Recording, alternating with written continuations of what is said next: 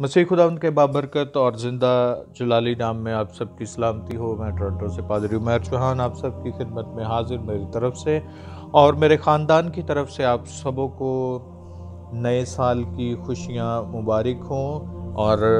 एक दो दिन रह गए और उसके बाद हम नए साल की तकरीबात पे शरीक होंगे। तो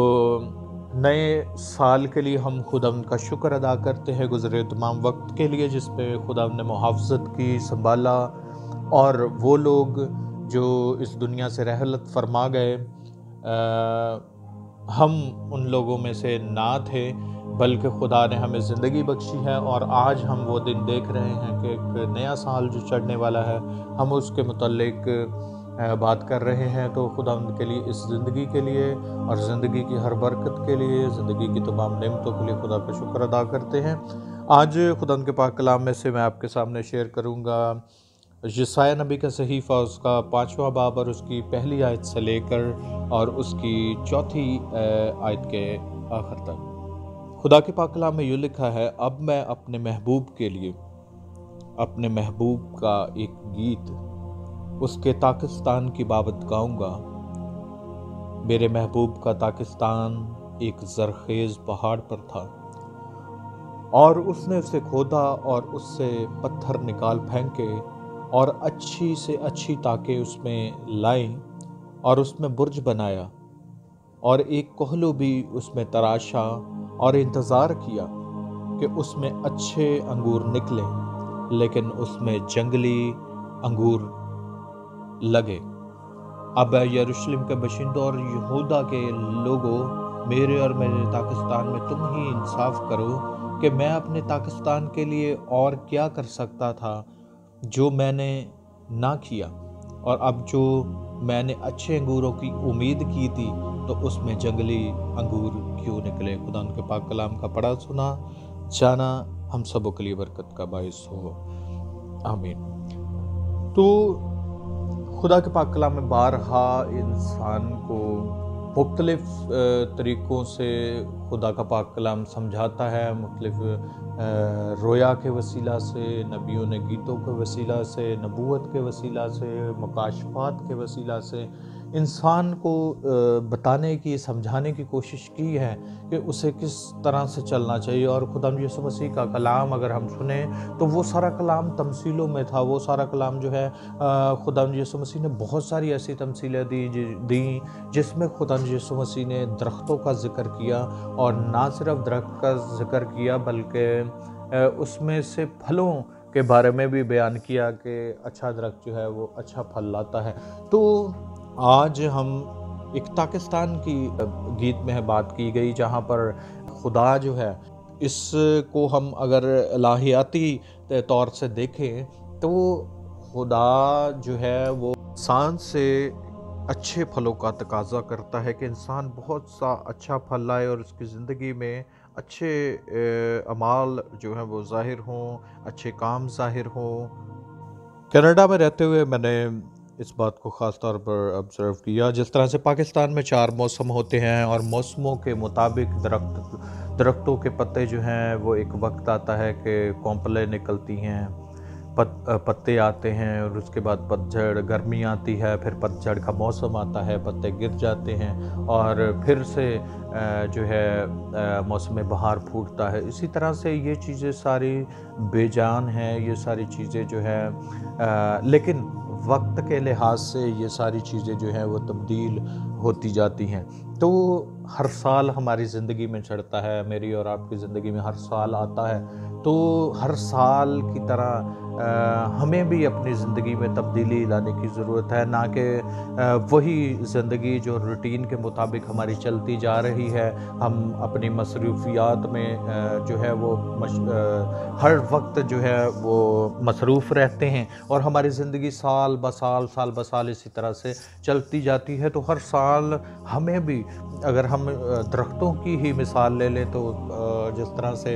हर साल उनके नए पत्ते उगाते हैं, तो हमारी ज़िंदगी में भी नई तब्दीलियां जो हैं वो रूनुमा होने की ज़रूरत है। तो इसके लिए मैं आपके सामने एक और हवाला, उसकी चंद आयात सिर्फ आपके सामने पढ़ूंगा। लूका की इंजील उसका 12वां बाब और उसकी 6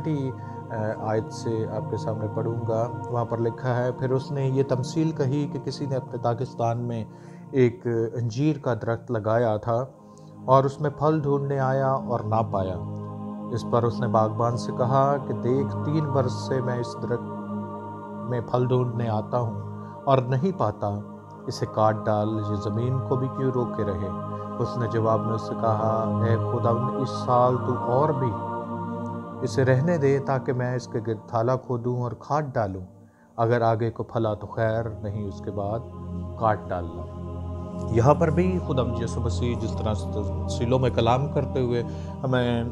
نظر آتے ہیں، یہاں پر بھی خداوند یسوع مسیح نے ایک تمثیل پیش کی جس میں وہ لوگوں کو یہ سمجھانا چاہتے ہیں کہ انجیر کے درخت کے حوالہ سے کہ کسی نے ایک باغ لگایا اور ہر سال وہ اس درخت میں پھل ڈھونڈنے آتا تھا، لیکن اسے امید تھی، شاید اس نے اس پر بڑی محنت کی تھی، لیکن جب وہ ہر سال آتا اور اس میں دیکھتا کہ پھل کے وقت اس میں پھل موجود نہیں ہے تو واپس چلا جاتا، اور ہر سال آتا۔ اسی طرح سے 3 سال اس نے اس درخت کو دیکھا کہ اس میں پھل جو ہے وہ نظر نہیں آ رہا۔ شاید اس نے بہت سارے درخت انجیر کے لگائے تھے اور دوسرے درخت جو ہیں وہ پھل دینے شروع ہو گئے، لیکن اس درخت کو اس نے دیکھا کہ ساری محنت کرنے کے باوجود یہ درخت جو ہے وہ پھل نہیں لا رہا، تو اس نے باغبان سے کہا کہ اس کو کاٹ ڈال، کیونکہ یہ زمین کو بھی کیوں روکے رہے، کیونکہ اس پر ساری محنت جو ہے وہ ویسٹ جا رہی تھی، کیونکہ اس میں تھالا بھی کھودا جا رہا تھا، اس کو پانی بھی دیا جا رہا تھا، اس کو کھاد بھی دی جا رہی تھی، اس پر ہل بھی چلایا جا رہا تھا، ہر طرح سے جو ہے اس درخت پر پوری جو ہے وہ ایفرٹس کی جا رہی تھی، لیکن وہ درخت جو ہے وہ پھل نہیں لا رہا تھا۔ تو مالک نے کہا کہ اس درخت کو کاٹ ڈال، لیکن باغبان نے کیا کیا ہے، ایک بار پھر جو ہے وہ درخواست کی ہے کہ اس سال تو اس درخت کو اور رہنے دے، اگر آگے کو پھلا تو خیر، نہیں تو پھر اس کو کاٹ ڈالنا۔ اسی طرح سے اس تمثیل کے ذریعے سے خدا اپنے بندوں کو یہ سمجھانا چاہتا ہے، اپنے لوگوں کو یہ بتانا چاہتا ہے کہ خدا میری اور آپ کی زندگی میں ہر سال پھل ڈھونڈنے آتا ہے اور دیکھتا ہے کہ خدا نے کہ ہم بہت سا پھل لائے ہیں یا نہیں، ہماری زندگی میں فروٹس جو ہے وہ ہے یا نہیں۔ اور جس طرح سے بائبل مقدس ہمیں فرماتی ہے کہ روح کے پھل کیا ہیں، روح کے پھل ہے محبت، خوشی، اطمینان، تحمل، مہربانی، نیکی، ایمانداری، حلم، پرہیزگاری۔ ایسے کاموں سے کوئی شریعت جو ہے وہ اس کی مخالفت نہیں کرتی۔ تو یہ روح کے پھل ہیں جو ہماری زندگی میں خداوند دیکھنا چاہتا ہے، اور ہر سال ہماری زندگی میں وہ آتا ہے اور ہماری زندگی میں ان فروٹس کی تلاش کرتا ہے، کیونکہ وہ ہمارا مالک ہے، اور ہمیں باغبان بھی یہ دیے گئے ہیں جو ہماری ٹیک کیئر کرتے ہیں۔ اور باغبانوں کو یہاں میں خدا کے خادموں سے تشبیہ دوں گا کہ خدا کے خادم ہر سال جو ہیں ایک پودے کی طرح آپ کی جڑوں میں خدا کا پاک کلام کی کھاد ڈالتے ہیں، آپ کے گرد تھالا کھودتے ہیں، آپ کے گرد جو ہے وہ محنت کرتے ہیں، آپ کو کلام کا پانی دیتے ہیں۔ تو اگر آپ پھر بھی جو ہے خدا کے کلام پر عمل کر کے پھل نہیں لاتے، تو پھر آپ اس درخت کی مانند ہیں جنہوں نے زمین کو روکا ہوا ہے، کیونکہ خدا آپ کی زندگی سے، میری زندگی سے، ہم سب کی زندگی سے فروٹس دیکھنا چاہتا ہے۔ اور یوحنا کی انجیل 15واں باب اور اس کی 16ویں آیت میں لکھا ہے کہ میں نے تم کو چنا ہے، تم نے مجھے نہیں چنا۔ خدا نے ہمیں چنا ہے، اور وہاں پر خاص طور پر یہ لکھا ہے کہ تم نے مجھے نہیں چنا بلکہ میں نے تمہیں چن لیا اور تم کو مقرر کیا تاکہ چاہ کر بہت سا پھل لاؤ اور تمہارا پھل قائم رہے۔ یہاں پر خدا یہ فرماتا ہے کہ بہت سا پھل لائے۔ میری اور آپ کی زندگی سے وہ بہت سارے فروٹ دیکھنا چاہتا ہے، ہماری زندگی سے وہ تمام فروٹس نظر آنے چاہیے، کیونکہ درخت اپنے پھلوں سے پہچانا جاتا ہے۔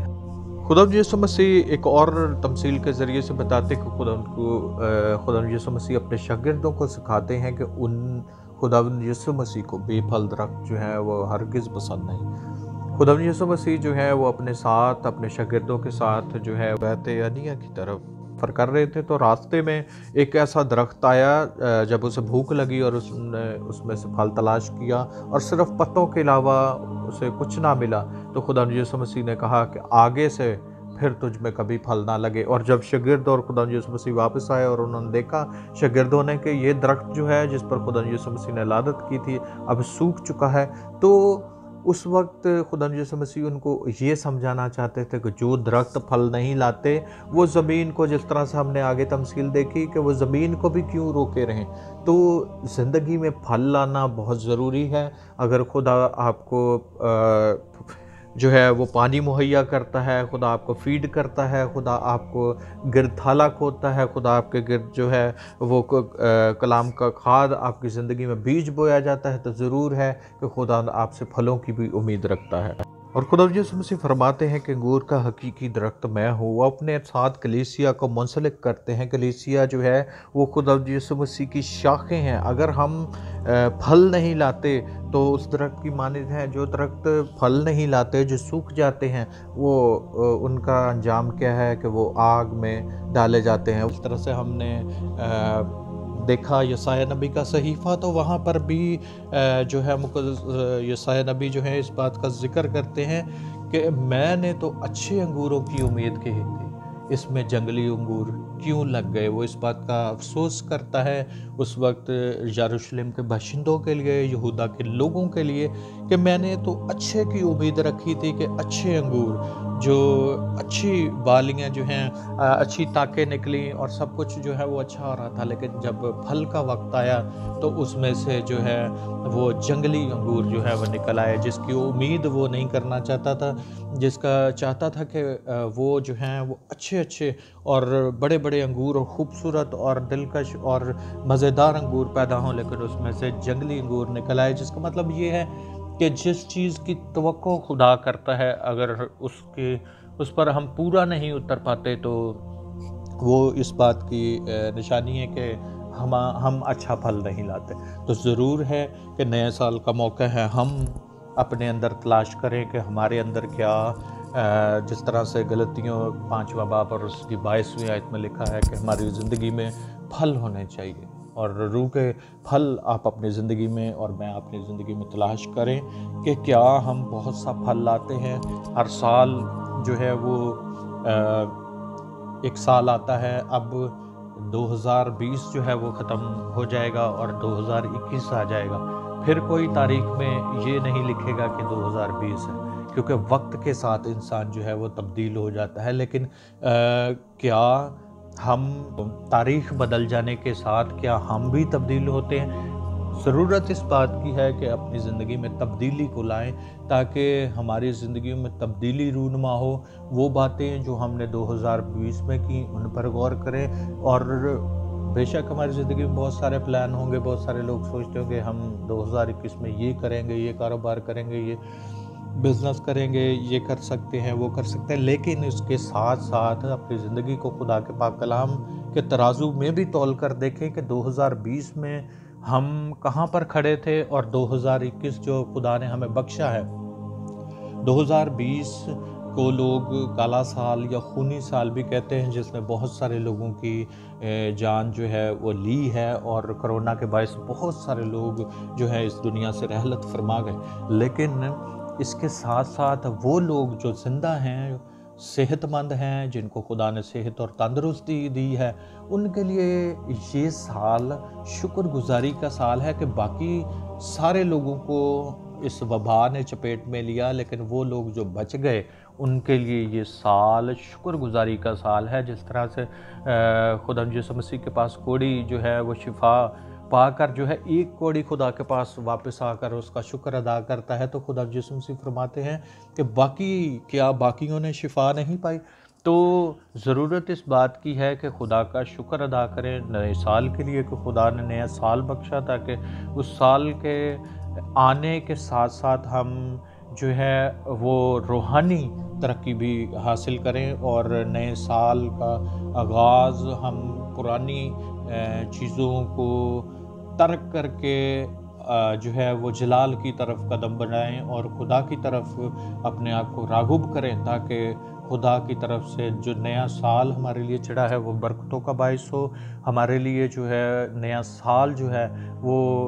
اچھا سال ثابت ہو، اور خداوند سے التجا کرے کہ خداوند اس مرض کو بھی دور کرے، اور ہم سب جو ہے 2021 پر لوگوں کی بہت امید ہے کہ لوگ اس مرض سے چھٹکارا حاصل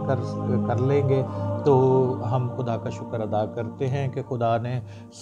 سبوں کو ایک نیا سال بخشا ہے۔ تو میری طرف سے، میرے خاندان کی طرف سے آپ سبوں کو ہیپی نیو ایئر۔ خداوند آپ کو برکت دے۔ آمین۔